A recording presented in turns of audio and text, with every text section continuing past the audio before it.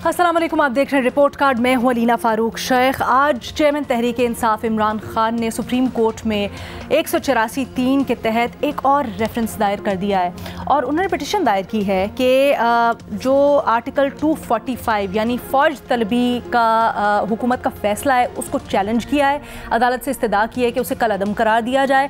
न सिर्फ ये बल्कि जो गिरफ्तारियाँ हो रही हैं उनके पार्टी कारकुनान की उसको रोकने के अहकाम दिए जाएँ, आर्मी एक्ट के तहत कार्रवाइयाँ रुकवाई जाए, उनको गैर कानूनी करार दिया जाए और जबरी अलहदगियाँ उनके मुताबिक जो उनकी पार्टी से करवाई जा रही हैं उसको भी गैर आइनी करार दिया जाए।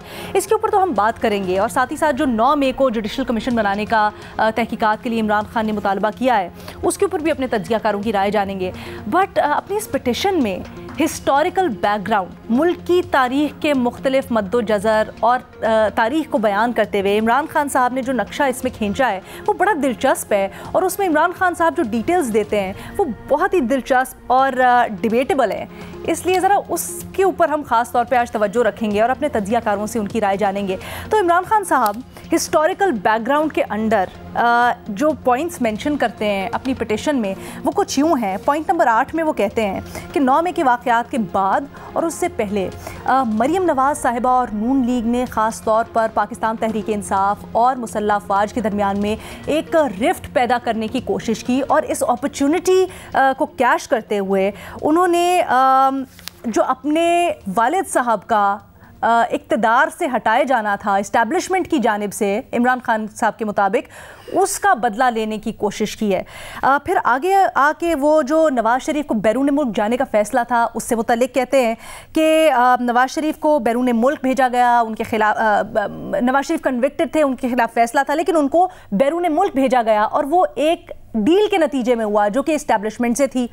और फिर आगे जाकर वो कहते हैं कि नवाज़ शरीफ साहब का जो पावर से जाना था वो भी इस्टेब्लिशमेंट से एक डील के नतीजे में था। अब ये सारे आपको दोनों फैसले याद होंगे जब नवाज़ शरीफ साहब को वज़ारत उज़्मा से हटाया गया पनामा के नतीजे में, जो कि अदालत उज़्मा ने फ़ैसला दिया, और बैरून मुल्क जाने का फ़ैसला भी अदालत से ही आया था। तो ये जो अब अपने पिटिशन में इमरान खान साहब बयान दे रहे हैं और जो चीज़ें हाईलाइट कर रहे हैं, क्या वो अदलिया के ख़िलाफ़ एक चार्जशीट है? अपने तज्ज़ियाकारों से ये पूछना चाह रहे हैं हम आज और जनरली सिचुएशन का एनालिसिस भी लेंगे। इसके लिए हमें ज्वाइन कर रहे हैं शहजाद इकबाल साहब, महमद सरफराज साहिबा, हफीज़ुल्लाह नियाज़ी साहब और मज़हर अब्बास साहब भी हमारे साथ मौजूद है। महमद, आप किस तरह से ये जो ख़ास तौर पर हिस्टोरिकल बैकग्राउंड खान साहब ने बताया है इसको देख रहे हैं? देखिए अलीना, बात यह है कि एक आज ट्वीट की थी बैरिस्टर सलाउद्दीन साहब ने इसी चीज के ऊपर के जहां वो कह रहे हैं कि वो बदला लेना चाह रही है, एस्टैब्लिशमेंट की वजह से ये हुआ। तो उस पे उन्होंने कहा कि नवाज शरीफ साहब को तो जस्टिस खोसा, गुलजार, एजाज अफजल, अजमत सईद और एजाजुल एहसन साहब ने निकाला था, तो फिर खान साहब एस्टैब्लिशमेंट की बात क्यों कर रहे हैं? तो ये जो अलीना है ये बिल्कुल एक चार्जशीट है। और आपको याद होगा कि हमारे कुछ मीडिया के साथी और दोस्त और सियासतदान भी थे कई जो बड़े जज्बाती थे पैनामा के बाद, वो मानते ही नहीं थे कि एस्टैब्लिशमेंट जो है ना वो ये सब कुछ करा रही है। वो कहते थे नहीं ये तो करप्शन की बात है और ये इस तरह का केस है। उस वक्त भी उनसे कहा था कि ऐसी पोजीशन मत लें क्योंकि किसी दिन खान साहब या एस्टैब्लिशमेंट या जजेस एक दिन भूलेंगे यही बातें, एडमिट करेंगे कि ये सब कुछ कैसे हुआ। हमें याद है कि भुट्टो साहब वाली बात भी आखिर जस्टिस नसीम शाह ने मानी थी ना, उन्होंने बताया था क्या हुआ। तो हम तब भी कहते थे कि ये एस्टैब्लिशमेंट की एक साजिश थी मियां नवाज शरीफ साहब के खिलाफ, एक सिविलियन हुकूमत के खिलाफ। और क्योंकि हमारी हिस्ट्री ऐसी है, हमारी तारीख ऐसी है, तो हम ये याद दिलाते थे कि उससे यही अखज़ किया जा सकता है कि इस वक्त हो क्या रहा है। अब आपके सामने बाजवा लीग्स के अंदर भी ये बातें मानी गई कि किस तरीके से अदलिया को मैनिपुलेट किया गया, मिलिट्री एस्टैब्लिशमेंट के साथ जुडिशियल एस्टैब्लिशमेंट ने किस तरह से दिया। अब खान साहब भी मान रहे हैं, जज रह गए, वो भी किसी दिन जो है वो मान जाएंगे।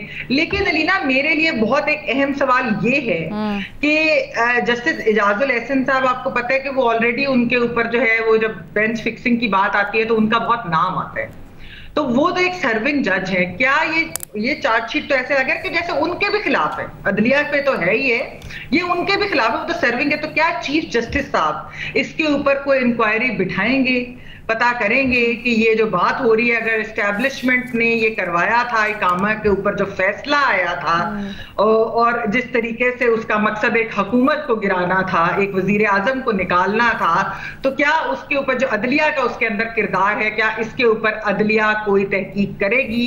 क्योंकि ये चार्जशीट है उन्हीं के खिलाफ, एस्टेब्लिशमेंट के तो खिलाफ है ही है, वो तो मानते भी हैं आप, लेकिन अदलिया जो है वो क्या इसके ऊपर कुछ करेंगे कि नहीं, ये बहुत अहम सवाल है। ठीक है, मज़हर अब्बास साहब।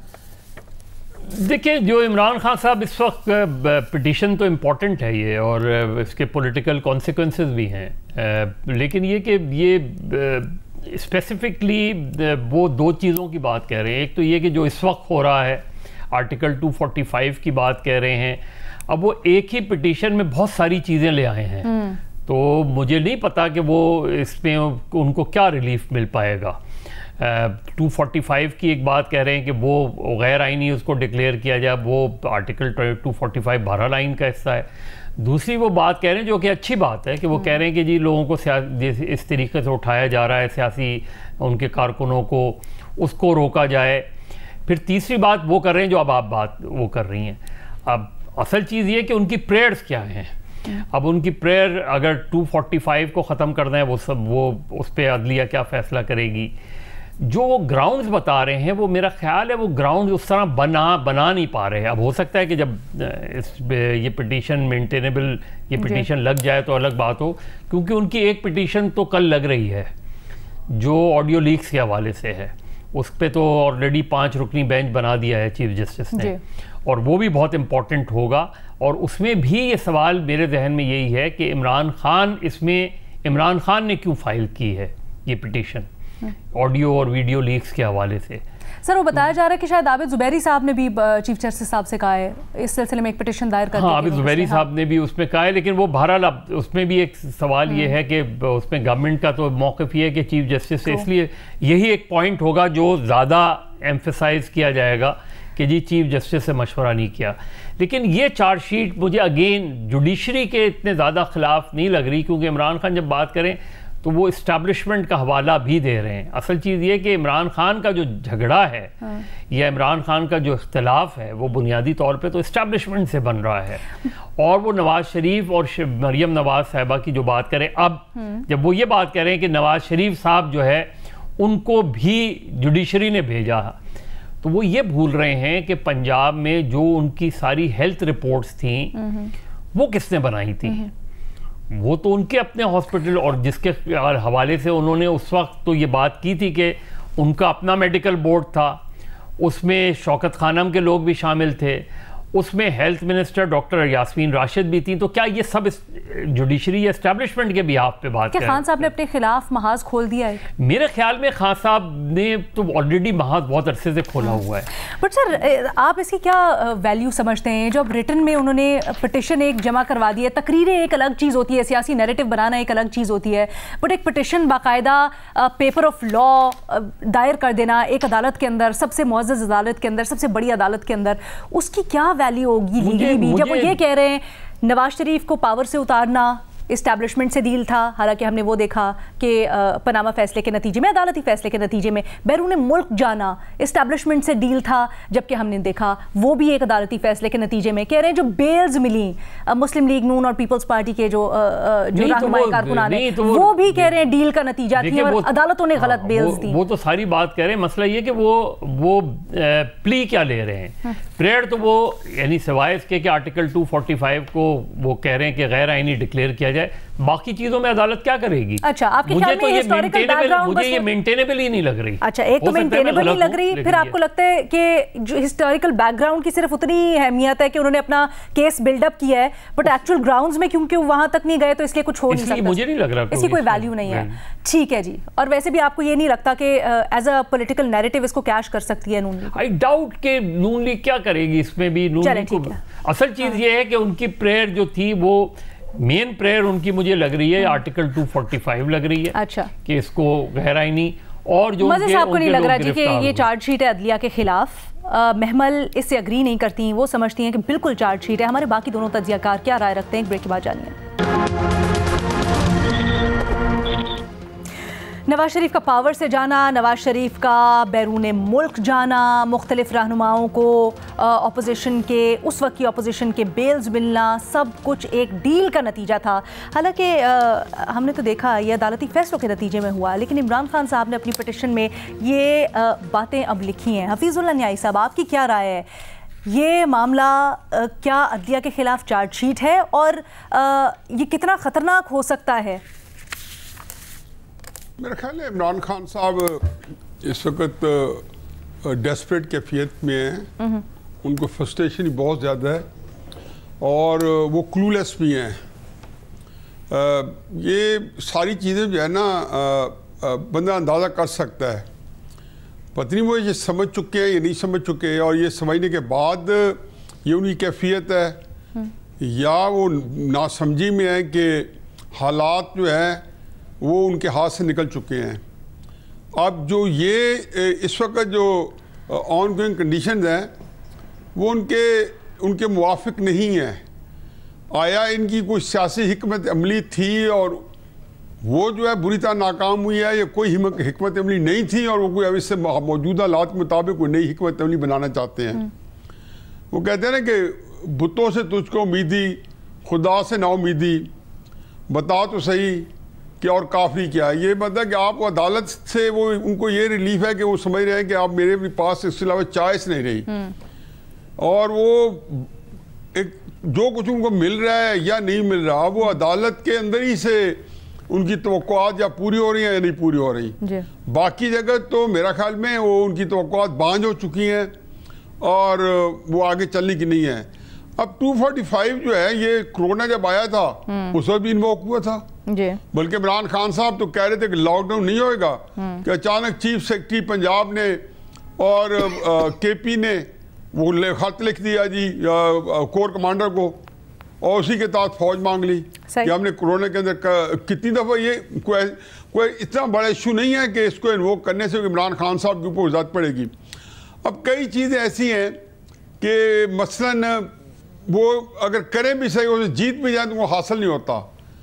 वो ये पटिशन भी कर रहे हैं जी कि जो कमीशन इंक्वायरीज है जिसमें काजी फायजा के साथ के नीचे इंक्वायरी बनी है उसको भी किसी तरह रोके। अब रोकेंगे तो क्या होता है कि आप इमरान खान साहब कब तक 2013-14 से पार्टी फंडिंग से लेके हर वो केस उसको रोकना ही चाहते हैं। मेरा ख्याल है कि जो उन्होंने स्टैंडर्ड सेट किए थे अपने लिए या लोगों के लिए कि इत्तेसाब के, अकाउंटेबिलिटी के, इंसाफ के क्राइटेरिया के, उसके लिए तो उनको सीना तान के कहना चाहिए। और यही उनकी एज ए वज़ीर-ए-आज़म पहली तकरीर थी। कह रहे हैं कि 245 से खान साहब को इतना कोई फर्क नहीं पड़ता, लेकिन मुझे थोड़ा सा ये बताइएगा, आज भी हमने देखा कि 16 उन्हीं की पार्टी के जो इसमें एक एमपीए भी शामिल हैं, कारकुनान हैं बहुत से, उनको फौजदारी मुकदमे, उनके ऊपर फौजी कोर्ट में उनके ऊपर मुकदमे चलेंगे, आर्मी एक्ट के तहत मुकदमे चलेंगे, इसी तरह से मजीद भी इसी तरह का इम्कान जाहिर किया जा रहा है, तो कैसे नहीं फ़र्क पड़ेगा सर? देखिए जी, कोई इंडियन आता फर्ज किया जैसे पाकिस्तानी फौज से कोई ताल्लुक नहीं है और वो मिलिट्री इंस्टॉलेशन में हमला करता, पकड़े भी जाते हैं, कई सिविलियन आते हैं, जासूस होते हैं, तो क्या उनको हमने कभी देखा कि सेशन के जज की अदालत मुकदमा चल रहा हो? बल्कि मुतालबा कभी होता भी है तो उसका आर्मी कोर्ट के अंदर मुकदमा चलता है, उसके बाद अपील आती है। कलभूषण का हमने देख लिया, चलो वो तो एक और केस है। कैसे मान लिया जाए कि आप मिलिट्री इंस्टॉलेशन में हमला करें तो आपके पास एक पूरा एक मौजूदा अदालतें मौजूद है जिसका नथिंग टू में जो है आपके कोई ना एमरजेंसी से तल्लक है ना किसी और चीज़ से तल्लक है। वो कोर्ट जो है 1952 का एक्ट जो है वो आर्मी को एम्पावर करता है कि आर्मी के ऊपर जिस तरीके से देखें, ये जो था 9 मई या 10 मई, ये क्या था? ये रियासत पाकिस्तान में हमला था। मेरा ख्याल है कि आपके सामने मैं एक दिन बैठा था, क्या मुझे बोला गया था? अब तो अल्लाह ताला ने इंसान को बड़ा ढीठ बनाया कि बंदा कुछ दिन के बाद आपके जो तकलीफ होती है वो कम हो जाती है और वो time is a good healer. क्या हाल था हम सबका उस दिन जिस दिन हम 10 मई को या 11 मई को सारे इकट्ठे बैठे यही रिपोर्ट कार्ड के ऊपर, किसी के मुंह से बोला जा रहा था क्यों कि रियासत ऐसा लगता था कि it was simply falling apart, कि नहते लोग जो हैं 7.5 लाख फौज के ऊपर पिल पड़े और जिधर देखे वो कंटोनमेंट में भागे जा रहे हैं। यानी कि एक इतनी हकीर जाना गया पाकिस्तान के अफवाज पाकिस्तान को, क्योंकि कोई औकात ही नहीं थी।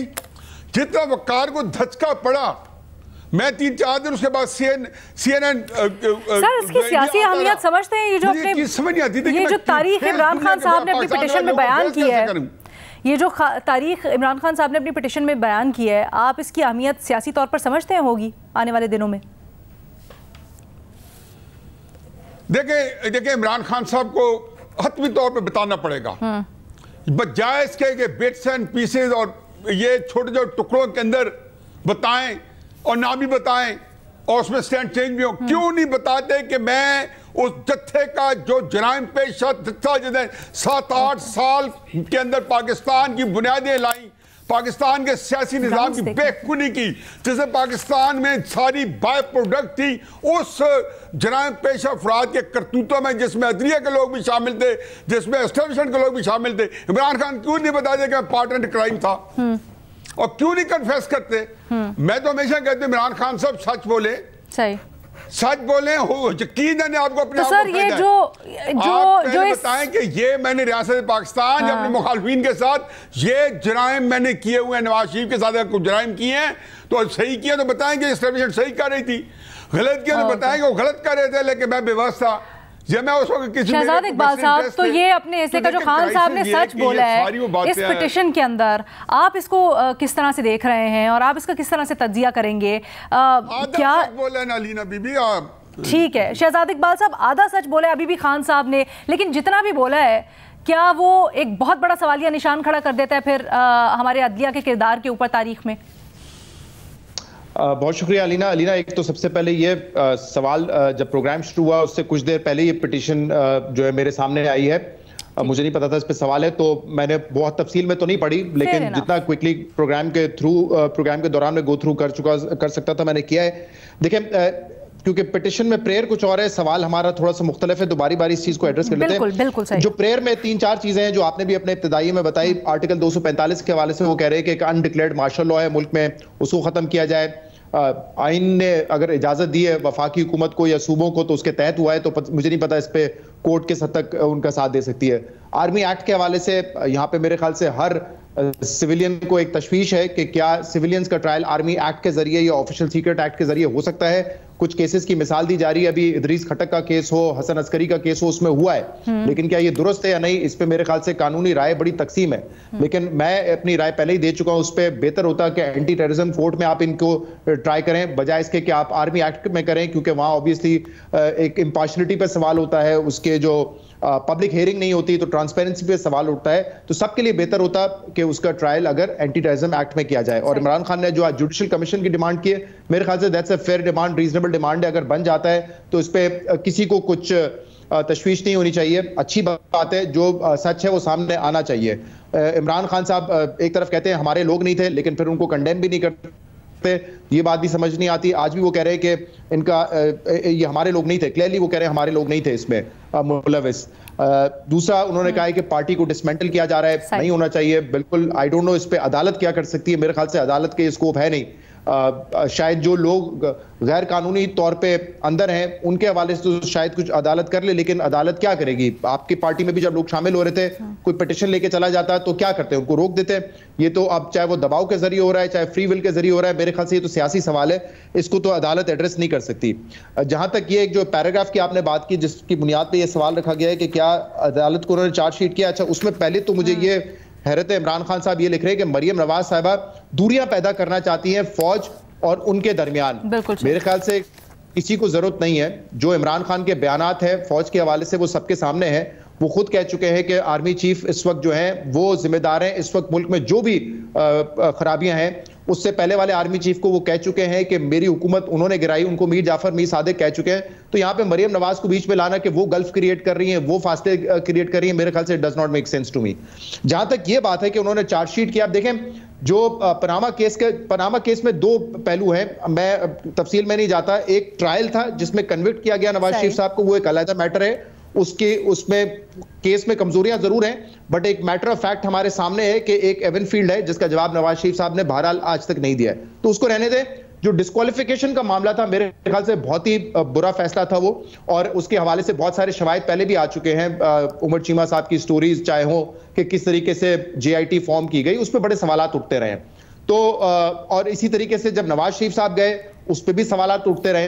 तो यहाँ पे अब चार्जशीट कर रहे हैं या कुछ भी कर रहे हैं, लेकिन जिस तरीके से उन्होंने ये लफ्ज इसमें लिखा है, मैं इसको पढ़ के थोड़ा सा बता देता हूं। आज वाली पिटिशन में उन्होंने कहा है, Maryam Nawaz who has found in it a great opportunity to take revenge for the removal of his father नहीं, हर फादर होना चाहिए वैसे, her father from power by the establishment. तो जिस तरीके से इमरान खान साहब लिख रहे हैं वो तो ऐसा लग रहा है कि एक कंक्लूजन है, एक एडमिटेड फैक्ट है कि एस्टैब्लिशमेंट ने ही निकाला है नवाज शरीफ को और मरियम साहिबा उसका बदला लेना चाहती हैं। यहां पे वो ये नहीं कह रहे अपनी पिटिशन में कि मरियम समझती है कि एस्टैब्लिशमेंट ने उनको शायद निकाला है, इस वजह से वो मुझ पे और आर्मी पे जो है वो एक गल्फ क्रिएट करने की कोशिश कर रही है, जिस तरह उन्होंने लिखा है इस पिटिशन में, जहां ग्रामर की भी गलती है। तो वो तो ऐसा लग रहा है कि एडमिटेड फैक्ट की बात कर रहे हैं। तो अगर एडमिटेड फैक्ट ये है कि एस्टैब्लिशमेंट ने निकाला है बगौल इमरान खान के, तो फिर यकीनन उन बेंच पे, उन जजेस पे सवाल उठता है जिन्होंने नवाज शरीफ को निकाला था। जहां तक बाहर जाने वाली बात है, मेरे ख्याल से उसमें तो फिर इमरान खान साहब के हवाले से उनसे पहले बल्कि ख्वाजा आसिफ साहब को बुलाना चाहिए। ख्वाजा आसिफ साहब ने पिछले हफ्ते मोहम्मद मालिक साहब के शो पे ये कहा था, जब उनसे सवाल हुआ कि इमरान खान ने या हुकूमत ने नवाज शरीफ को बाहर जाने दिया, उन्होंने कहा नहीं, एस्टैब्लिशमेंट ने जाने दिया। मालिक साहब ने कहा लेकिन अदालतों के फैसले के बाद जाने दिया, उन्होंने कहा वो भी एस्टैब्लिशमेंट ने करवाए। तो ख्वाजा आसिफ साहब खुद ये बता रहे हैं कि एस्टैब्लिशमेंट ने नवाज शरीफ को बाहर निकाला, तो यानी डील करके निकाला। और शायद डील का दूसरा हिस्सा ये था कि जब वोट का वक्त आएगा आर्मी चीफ की एक्सटेंशन के लिए, तो नवाज शरीफ साहब कहेंगे ख्वाजा आसिफ साहब को, we must support General Bajwa's extension with no strings attached. तो चार्जशीट तो फिर अदालत को ख्वाजा आसिफ साहब ने किया है, तो उस केस में दोनों को बुला लें। ये 5 जजेस वाला मामला है, उसमें फिर इमरान साहब को बुला लें और पूछ लें कि क्यों कह रहे हैं वो एस्टैब्लिशमेंट ने करवाया है। बट इस मामले का हल हो क्या, क्योंकि हम बार बार देखते हैं जो सारा का सारा मामला है वो ये तो देखें, ये तो आई डोंट नो इस पे कुछ, जैसे हम मिसाल देते हैं भुट्टो साहब के केस के हवाले से कि एक जज साहब आए, उन्होंने एडमिट किया, क्या हुआ, कुछ नहीं हुआ ना। तो ये भी मेरे ख्याल से तारीख में लिखा जाएगा, ऐसा तो नहीं हो सकता। मुझे तो ये मुसलसल एक रिस्क कॉज कर रहा है। हम देख रहे हैं पार्लियामेंट बमुकाबला अदलिया है, इल्जाम लगाया जाता है कि अदलिया में अभी भी इस तरह के फैसिलिटेटिंग कैरेक्टर्स बैठे हैं जो कि इमरान खान को फैसिलिटेट कर रहे हैं, इमरान खान की तरफ से दूसरी तरफ ये बात की जाती है। बट इसका हल क्या हो, आगे किस तरह से मामला चल सकता है, और खान साहब ने जो पेंडोरास बॉक्स खोला है अब, इसके असरात क्या हो सकते हैं आने वाले दिनों में। सर अगर मुझे इजाजत दें एक ब्रेक लेना है हमने, उसके बाद मैं आती हूँ, आपका पॉइंट कंप्लीट करेंगे एक ब्रेक के बाद। ब्रेक के बाद खुशामदीद। आज इमरान खान साहब ने जो पिटिशन दायर की है उसमें जो इस्तदा की गई है वो एक साइड पे, लेकिन हिस्टोरिकल बैकग्राउंड यानी मुल्क में सियासी तारीख से मुतल्लिक जो उन्होंने कुछ बातें की हैं वो बड़ी दिलचस्प हैं और अपने तज्जियाकारों की राय उसके ऊपर खास तौर पे जान रहे हैं। मज़हर अब्बास साहब आप कुछ ऐड भी करना चाह रहे थे, बट इससे पहले एक सवाल ये बताइएगा, ये जो बात की है खान साहब ने, इसका इनको अब फायदा होगा या नुकसान आप होते हुए देख रहे हैं? खान साहब को फ़ायदा कोई नहीं हो रहा। देखिए असल चीज़ ये है कि दोनों जगह अगर आप देखेंगे, नवाज शरीफ बिफोर 2018 और इमरान खान आफ्टर अप्रैल 2022, दोनों की शिकायत एक से है और वो है एस्टैब्लिशमेंट। उस वक्त नवाज शरीफ का मौक़िफ़ क्या था कि जी ये जो बलूचिस्तान में हुआ ये एस्टैब्लिशमेंट ने कराया है, ये जो इमरान खान की हुकूमत बनवाई है ये एस्टैब्लिशमेंट ने बनवाई है, ये जो पनामा के बाद जो कुछ 2017 में फैसला है एस्टैब्लिशमेंट ने करवाया है। ये सारी चीज़ें, उनकी ग्रीवेंसेस जो थी वो उस वक्त की एस्टैब्लिशमेंट के साथ थी। इमरान खान उठा लें, अप्रैल 2020 ऑनवर्ड्स हर ग्रीवेंसेस उनकी एस्टैब्लिशमेंट ने ये करवाया। अब वो मौजूदा एस्टैब्लिशमेंट, पहले जनरल बाजवा के ख़िलाफ़ और अब वो मौजूदा एस्टैब्लिशमेंट के ख़िलाफ़। तो जो एक नुक्ता है दोनों का अपनी अपनी जगह, उसका नुक्ता जो है दोनों का एक ही है और वो है एस्टैब्लिशमेंट की पॉलिटिकल इंटरफेरेंस। उस वक्त नवाज शरीफ को ये शिकायत थी, आज इमरान खान को ये शिकायत है। तो इसमें जुडिशरी वगैरह तो वो एक दूसरे प्लेयर्स हैं। अच्छा, असल चीज ये है, देखिए उस वक्त भी सारी की सारी चीज को फैसिलिटेट किया ना, लेकिन हमने इमरान खान साहब के मुताबिक, क्योंकि बहरहाल फैसले तो वो अदालत से ही आए थे। महमल अलीना, बात ये है कि देखिए इस शो के ऊपर पहले भी हम ये बात कर चुके हैं कि हम एस्टेब्लिशमेंट की जब बात करते हैं हम मिलिट्री की बात करते हैं और काफी उस पर बात होती है, लेकिन जो जुडिशियल एस्टेब्लिशमेंट है, मुझे ये बताइए इनकी अकाउंटेबिलिटी कब होगी? अभी जिस तरह शहजाद ने ब्रेक से पहले बात की, उन्होंने कहा कि भुट्टो साहब का भी जज साहब ने एडमिट कर लिया, लेकिन हुआ क्या उसके बाद? बात ये है कि ये जुडिशरी जो है, मतलब मिलिट्री तो अगर मार्शल लॉ लगता है तो उनको कहा जाता है, उनके खिलाफ प्रोटेस्ट भी होती है, चीज होती है, वो उनको एटलीस्ट कॉल आउट किया जाता है। जुडिशियल एस्टेब्लिशमेंट को ना तो उस तरीके से कॉल आउट किया जाता है, ना अकाउंटेबिलिटी होती है। आप मुझे बताएं, इनके फैसलों की वजह से जितने प्रॉब्लम्स हुए, मतलब कि ये पैनामा की जो बात हो रही है, वहां पे कामे पे डिस्क्वालिफिकेशन पे, अब तो वो लोग जो उस वक्त उसको बड़ा सेलिब्रेट करते थे, अब तो वो भी मानते हैं कि जी कामे पे डिस्क्वालिफिकेशन नहीं होनी चाहिए थी। फिर कुछ अदलिया कहती है इतना दिलचस्प मामला है सारा के सारे, जब भी हम ये डिस्कस करने के लिए बैठते हैं, कहना चाहिए क्या ये हमें नहीं कहना चाहिए कि खाली establishment, military establishment, judicial establishment की मिली भगत के बगैर ये सब कुछ कैसे कर सकती थी? तो इस अदलिया की अकाउंटेबिलिटी कैसे होगी? देखिए इसीलिए इस मर्तबा मामलात कुछ गड़बड़ लग रहे हैं ना, इसलिए लग रहे हैं कि इस मर्तबा ये नहीं हो रहा। इस मर्तबा जुडिशियल एस्टेब्लिशमेंट जो है वो दूसरी तरफ खड़ी नजर आती है हमें, यानी स्प्लिट उधर है। असल चीज मैमल, आपको भी पता है इस मुल्क में सबसे ताकतवर कौन रहा है? जुडिशरी तो 2007 के बाद हमें कुछ नजर आती है ना। देखिए हिस्टोरिकली इस तरह होता था ना कि सब एक पेज पे होते थे, सब दो एक पेज पर होते थे, हुकूमत अलग होती थी। सर मिलिट्री एस्टैब्लिशमेंट और जुडिशियल एस्टैब्लिशमेंट तो एक पेज पे होते थे हिस्टोरिकली, इस दफा हमें एक रिफ्ट नजर आ रही है, इसीलिए मामलात गड़बड़ लग रहे हैं ना। उसमें थेरी भी जो है, जो लोग जो कोर्ट रिपोर्टर्स और इस तरह जो ये बात करते हैं, या आप अगर लीगल फ्रेटर्निटी से बात करें, वो कहते हैं कि ये एक बैटल ऑफ सर्वाइवल है जुडिशरी के लिए भी, जुडिशियल एस्टैब्लिशमेंट के लिए, जिन्होंने मिलिट्री एस्टैब्लिशमेंट के साथ मिलकर खान साहब का साथ दिया। तो इस वक्त मैंने अपने आप को खान साहब के साथ अलाइन कर लिया। मिलिट्री एस्टैब्लिशमेंट ने तो अपनी पॉलिसी चेंज कर ली है, जुडिशियल एस्टैब्लिशमेंट ने नहीं की, और वो अपने सर्वाइवल के लिए, क्योंकि उनके विक्टिम्स जो थे वो इस वक्त मैमल ये बिल्कुल ठीक कह रही है। जो जुडिशरी थी, उनके लोगों को भी गलत फैसलों पे, सियासी फैसलों पे इन्फ्लुएंस के अंडर जो उन्होंने फैसले किए, उसकी अकाउंटेबिलिटी होनी चाहिए। लेकिन अगर हम पनामा केसेस की बात कर रहे हैं तो किसी ने जुडिशरी पे प्रेशर डाला होगा, हम यही अज्यूम कर रहे हैं। इमरान खान साहब कह रहे हैं कि मरियम साहबा कहती है एस्टैब्लिशमेंट है, तो जो उस वक्त थे मुल्क के सरबरा, आर्मी चीफ उस वक्त के, वो कहां बैठे हुए थे? आज कोई अकाउंटेबिलिटी का आपको लग रहा है, आसार नजर आ रहे हैं? ये बहुत अहम बात है। आज जो ऑप्टिक्स गए, वो क्या पैगाम है? ये सेलेक्टिव नहीं हो सकता accountability. I am all for accountability. ये नहीं हो सकता कि 5 जजेस के खिलाफ आप अकाउंटेबिलिटी करें क्योंकि उन्होंने एस्टैब्लिशमेंट के कहने पे फैसला किया, लेकिन उस वक्त एस्टैब्लिशमेंट को आप कुछ ना कहें क्योंकि उन्होंने तो सिर्फ महज एक प्रेशर ही डाला था, वो बेचारों ने जजमेंट लिख दी उस प्रेशर में। तो ये नहीं हो सकता।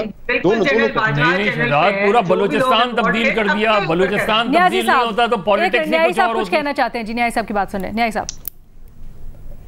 लेकिन जनरल्स का बिल्कुल होनी चाहिए अकाउंटेबिलिटी, इसमें कोई दो राय है ही। अलीना पहली तो बात, न्याजी साहब, अलीना पहली बात तो ये है कि ये मत भूलें कि जो आज आपके सामने इस वक्त मिलिट्री एस्टेब्लिशमेंट है या उनका सबरा है, उनका जो जनरल आसिम मुनीर साहब हैं, तो ये बॉर्न अगेन चीफ हैं। ये 12 मई को ये बॉर्न अगेन चीफ है। चुनाचे इसके बाद आने वाले दिनों में देखेंगे कि जो आपने जो हमें ये इस वक्त लगी हासिल है कि जी जुडिशरी के पास कोई साइज है, कोई किसी एक साइड पे हुई है, तो ये अब नहीं होगी, क्योंकि अब उनके जो उससे पहले था, पहले हालात मुख्तलिफ थे। 9 और 10 मई ने बिल्कुल हालात यकसर तब्दील कर दिए हैं, और इस वक्त जो आर्मी चीफ हैं वो ना सिर्फ भिनाए हुए हैं, बल्कि उनकी जो गिरफ्त है वो आम हालात में इतनी अच्छी तगड़ी नहीं होती, इतनी अब मजबूत हो चुकी है। नंबर 2, इमरान खान साहब जो है, उनका मौक़िफ़ जो है बेनज़ीर के और नवाज शरीफ के और पेशरों से यकसर मुख्तलिफ रहा है। वो ओपनली कहते रहे कि न्यूट्रल तो आपको होने नहीं चाहिए, ये जानवर होता है। वो ओपनली कहते थे कि आप जब मैं हुकूमत हूं तो मेरे साथ दें, या आप भी मेरे साथ मुकमुका करें, या मुझे आपसे डायलॉग करने हैं, मुझे सियासी हुकूमत नहीं करने। नवाज शरीफ या बेनज़ीर साहब जो से पहले जो थे, जब एक दूसरे के खिलाफ लड़ते थे तो सिर्फ एक बात करते थे एस्टेब्लिशमेंट को कि आप दरमियान में ना आए, हमें अपनी लड़ाई लड़ने दें। ना जनरल फैज साहब आए, ना जनरल बाजवा साहब आए। ये नवाज शरीफ साहब ने जिसको कहने चाहिए वजाहत के साथ और सराहत के साथ ये बात की है। तो चुनांचे चीजें सेटल्ड हैं। न्याजी साहब क्या बात कह रहे हैं? न्याजी साहब को ये एक छोटी सी चीज है, अरे न्याजी साहब क्या कहते हैं इमरान खान साहब बताओ। न्याजी साहब 6 अगस्त 1990 को बेनजीर भुट्टो ने क्या प्रेस कॉन्फ्रेंस की थी कि मेरी हुकूमत को मिलिट्री इंटेलिजेंस ने खत्म किया है। उसके बाद 93 में नवाज शरीफ ने क्या किसको कहा था कि मैं डिक्टेशन नहीं लूंगा। इसमें आप दोनों वो अपने आपस में लड़ाई अपनी जगह, लेकिन एस्टैब्लिशमेंट को तो दोनों अक्यूज कर रहे थे। मैं आप उनके नहीं, मैं आपको डिक्टेशन नहीं लूंगा, डिक्टेशन देखें ना, डिक्टेशन नहीं लूंगा क्या मतलब क्या? मेरी बात को आपने एंडोर्स किया दोनों सूरतों में। तो किससे कह रहे थे वो तो यही मैं कह रहा हूं कि वो कहते थे कि आप हमारे अंदर दखल ना दें। सर दखल ना दें, लेकिन लड़ाई तो उनकी एस्टैब्लिशमेंट से ही थी ना। करेंगे आप दखल देते हो मुझे बताते हैं। लड़ाई तो एस्टैब्लिशमेंट से ही थी ना। आप भाई आप मैं एक ही बात कर रहे हैं, मैंने अल्फाज डिफरेंट चुने। मजर साहब यही तो मैं कह रहा हूं कि वो हमेशा ये कहते थे कि जो एस्टैब्लिशमेंट है वो हमारे दरमियान में दखल आपने क्यों खत्म की। मैं डिक्टेशन आपसे नहीं लूंगा। कॉन्स्पिरेसी थी। बेनजीर ने क्या कहा कि कौन मिले हुए थे, किन्होंने कन्वेंस की, मेहरान बैंक किसने वो किया। ये तो मतलब ये थोड़ी है कि वो ये नहीं करते। चलेंगे तो मैं फिर आपको मजीद तफसील बताऊं। अच्छा बट ये न्याय साहब की बात आ गई। 20 अक्टूबर को गुजरावाले में क्या तकरीर की थी नवाज शरीफ साहब ने? सर सबका पॉइंट एक ही था कि एस्टैब्लिशमेंट्स पॉलिटिकल इंटरफेरेंस जो है वो नुकसान पहुंचाती है। ठीक है। अच्छा वैसे सबका अगर पॉइंट एक है तो फिर सब एक होके आगे क्यों नहीं बढ़ सकते? एक अलग नजर आती है हमें। नहीं न्याय साहब ये कहना चाह रहे हैं कि आप इनको कैटेगराइज, इमरान खान साहब को कैटेगराइज नहीं कर सकते उनके साथ। क्यों नहीं कर सकते? इमरान खान साहब, न्याय साहब के मुताबिक इमरान खान साहब ये कह रहे हैं कि एस्टैब्लिशमेंट मेरे हक में आके खड़ी हो, ये उनका मुतालबा है। अब नहीं है। अच्छा अब नहीं है। महमल अलीना मैं सिर्फ ये कहना चाह रही थी कि जब पीटीआई वालों से पूछते थे ना, उनके शहजाद ने बहुत अच्छा सवाल किया है कि बात की है कि ये सिलेक्टिव अकाउंटेबिलिटी नहीं, जुडिशरी की तो जरूर होनी चाहिए, उनसे इंक्वायरी भी, लेकिन एस्टैब्लिशमेंट की भी होनी चाहिए जो उस वक्त की एस्टैब्लिशमेंट थी, जो इस सब में मुलव्वस थी। अच्छा पीटीआई वालों से पहले पूछते थे ना कि आप अगर आप लोग आ गए हुकूमत में तो क्या आप इनके खिलाफ कोई इस तरह की कानूनी चाराजोई करेंगे, क्योंकि आप कहते हैं हुकूमत बाकी और चीजें इस तरह की, तो वो कहते थे हमने नहीं है करना, ठीक है ना। और ये हमने देखा है कि अलीना कि यहाँ पर 2013 के इलेक्शनों के बाद जब जनरल मुशर्रफ के पीछे जब मियां नवाज शरीफ गए कानूनी चाराजोई की, और उसके बाद फिर क्या हुआ, तो ये जो है ना ये भी एक बहुत बड़ा इधर मसला है अनफॉर्चुनेटली कि यहाँ पर सियासतदान जब बहुत ज्यादा ताकतवर हलकों की अकाउंटेबिलिटी करने की कोशिश करते हैं तो फिर उसके कॉन्सिक्वेंसेस होते हैं। हालांकि ये होना नहीं चाहिए, ये होना नहीं चाहिए, सारी ऐसी बातें। कमिंग बैक टू वो ऑप्टिक्स जो हमने आज देखे एक तकरीब के मौके पर, जहां पर एक साबिक आर्मी चीफ और एक मौजूदा आर्मी चीफ बैठे हुए थे, और खास तौर पर वो साबिक आर्मी चीफ जो कि इतराफ़ कर चुके हैं कि जी हमारा सियासत में किरदार रहा है। तो शहजाद आपको नहीं लगता ये बड़ी अच्छी अपॉर्चुनिटी है सियासतदानों के लिए भी कि वो बैठ जाए? खान साहब ने अगर आधा सच बोल ही दिया है जैसे न्यायी साहब इसको कह रहे हैं, तो क्या ये हो सकता है कि आए और सारा कुछ बैठे come clean, he should come clean for once and for all, and then वो अपनी चीज़ों से आगे बढ़ें। इसी तरह से नून लीग और पीपल्स पार्टी भी आए और फिर कुछ रिकन्सिलिएशन का प्रोसेस हो सके, या फिर मैं बहुत होपफुल हो रही हूँ? नहीं पता नहीं क्यों आप इतना ज्यादा होपफुल हो रही हैं। मुझे नहीं लगता कि कोई इस तरह का बात होगी, क्योंकि उन्होंने कहा है ना कि मैं 3 रुकनी कमेटी बनाने को तैयार हूं, अगर मुझे कन्विंस कर ले कि मैं सियासत में माइनस हो जाऊं तो सियासत अच्छी हो जाएगी, तो मैं तो उस पर भी बात करने को तैयार हूं। प्रैक्टिकल अप्रोच तो हमारे यहाँ यही होगी कि मूव फॉरवर्ड कैसे करना है, इस पर बात हो सकती है। लेकिन अगर हम इस खुशफहमी में रहेंगे कि हर कोई आके अपने गुनाह कबूल करेगा, मुझे ये होता हुआ प्रैक्टिकली नजर नहीं आ रहा। हो तो बड़ा अच्छा है, आइडियलिस्ट बात है, बट ये होता हुआ नहीं नजर आ रहा। क्या कहेंगे पीपल्स पार्टी के, हमने जमहूरियत की बात की, लेकिन 2018 में बलूचिस्तान असेंबली हमने गिराई। जरदारी साहब ने कहा था गिरा के दिखाऊंगा, गिरा के दिखा दी नून लीग की जो हुकूमत थी बलूचिस्तान में। इमरान खान क्या कहेंगे कि मुझे एस्टैब्लिशमेंट ने इलेक्ट करवाया।